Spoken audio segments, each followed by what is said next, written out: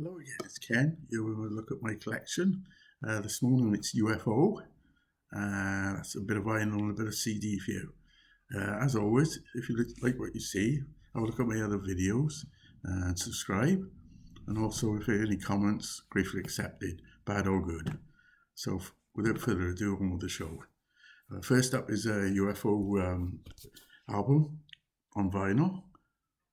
No Place to Run. This was produced by George Martin, which is a bit surprising. There is a collector's thing here. There are various editions with different colour titles, I do believe. So there you are. It's a good album. It's not bad. It's not the tip-top best, but it's a solid album. Next up is one of my favourites, The Wild, the Willing and the Innocent. One of my favourite tracks, Profession of Violence, although it's called Profession of on the album itself. Probably something to do with the laws in America or something, I would imagine. There you are, that's UFO, that's Wild, the Willing and the Innocent. And that's a cracking album as well. There's no such thing as a bad UFO album. They're just on various degrees of what you like, I think. Next up is the last but one, I do believe. This is a Conspiracy of Stars. I do believe this is on coloured vinyl. We'll just pop that out now. The look, I think it's on blue. So there you are. It's a nice shade of blue there. Translucent sort of blue. This is with Vinnie Moore on guitars. It's a double album, and it's also got a CD. It came with a CD, if I'm not mistaken. Sleeve, yeah, it's here somewhere. Can't get it out, but there you go. I like the cover of this one as well. This is Conspiracy of Stars. It says the last but one album. There's a cover album they brought out as their final album.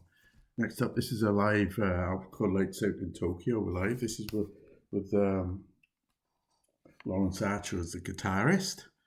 I've got this on CD as well. It's a double album. He was a talented guitarist, Lawrence Archer. As well, Phil Mogg is one of the greatest rock vocalists of all time in my mind, anyway. Very underrated. He's a staple of everyone's, if you like, hard rock collection. This is Strangers as Night. This is a double live. This is a reissue. I lost a lot of my original vinyl in the colour that happened in the late 80s and 90s. I managed to get a lot of them back, but I bought this. I bought the newer version, remastered. And then I've got the recent sort of deluxe reissue vinyls. This is Fawcett. This is a double album. Most of them have got a live album. It'd be a double vinyl or with the original album remastered and all that. Fawcett. This is interesting because Robin Gristle, two members of Robin Gristle on the sleeve, and it's Pete Porridge, I think, is the guy. You can notice the sleeve. Yeah, there's lots of writing and stuff inside and information. It's a one disc live album recorded at the record plant in Los Angeles. Some great tracks in here: Let It Roll, Shoot Shoot, Out in the Street, Mother Mary is a great track. This Kids as well. So that's Fawcett. The pun on the tap being a faucet in America, and perhaps sexual forcing and stuff like that. There you go. No heavy petting, and a lot of these UFO sleeves are a bit dubious in my mind. Probably they were great at the idea at the time. There's a monkey on here, and this is No Heavy Petting, and there's lads on the back. This is a triple vinyl. So we'll open that up and have a look at it. I'm not sure this is on colour vinyl. I can't remember. We'll have a look. I don't think it is. I think it's one of the others, if I'm not mistaken. No, I am. It's not coloured. It's clear vinyl. Clear is one of my favourites. So let's suck up different coloured vinyls and stuff like that. So that's No Heavy Petting. Again, that's got some great tracks. That's Natural Thing, I'm a Loser, Highway Lady, On with the Action, Martian Landscape.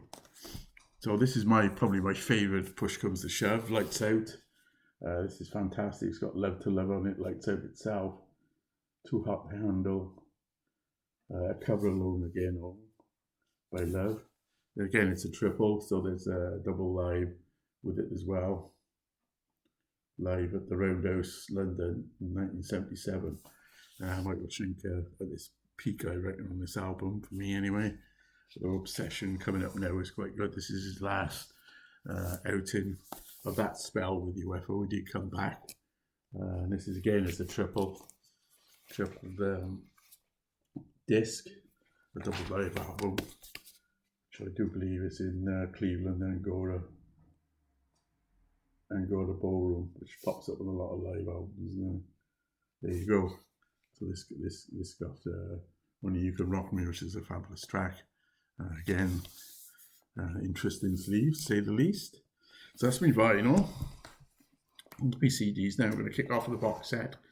It's the last thing I bought. It was a reissue recently, and I missed it the first time when I got it now. 8 CDs of Strangers in the Night.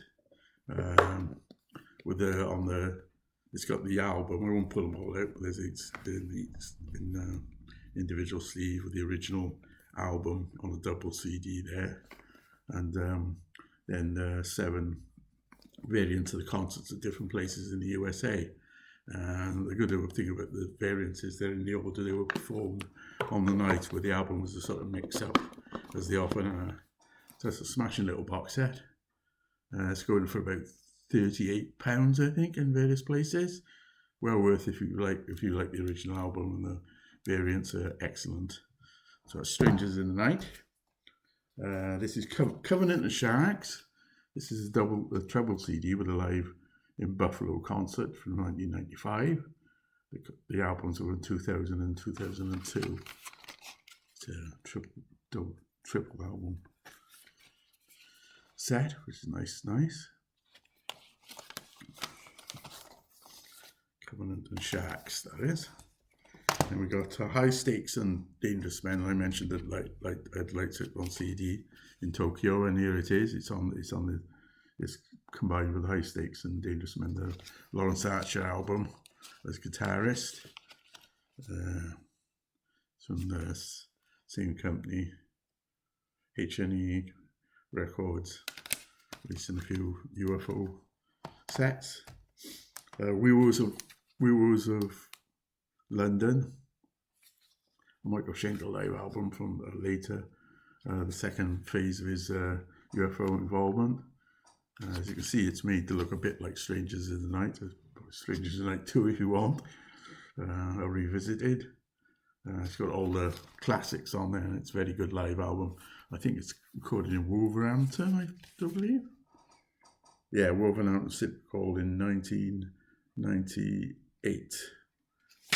So that's a cracking live album. And I got, there was a classic rock series in the magazine, I do believe. There's no extra tracks on these, but these I got at the time because I like the look of them when I was switching from vinyl to CD. So it's got this is Obsession, like Obsession.